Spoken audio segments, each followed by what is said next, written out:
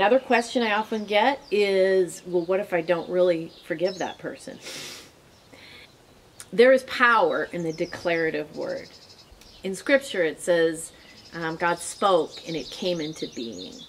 And so I think if we have an intention to forgive, like I want to forgive, and you're intentional about it and you're making declarative statements, that can begin to loosen the bolts that we oftentimes have around unforgiveness, and that those bolts are like steel that link us to that person. Again, I think these declarative statements that with the intention to forgive begin to loosen strongholds.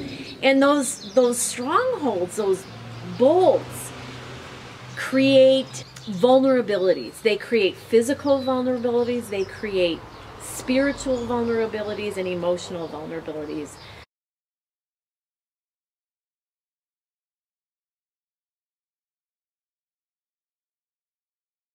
And what I really see is, I'm a big believer in spiritual warfare. I'm a big believer that we have an adversary out there. So what we don't fill with God, the enemy is quick to want to take advantage of. And I believe that this is a tool that helps us take territory.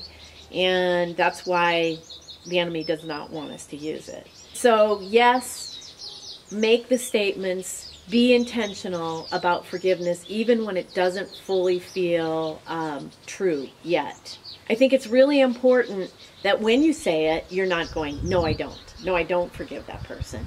Just kind of release that part. By God's grace, I forgive Jimmy for what he did to me when I was 15. I forgive Jimmy for what, by God's grace, I forgive Jimmy for what he did to me when I was 15. And by the way, I don't know Jimmy and didn't really do anything to me when I was 15. But just a statement, again, by God's grace, I forgive Jimmy for what he did to me when I was 15. Tapping that in. So sometimes, you know, again, in and of our own strength, we can't do it. But by God's grace, we can do it.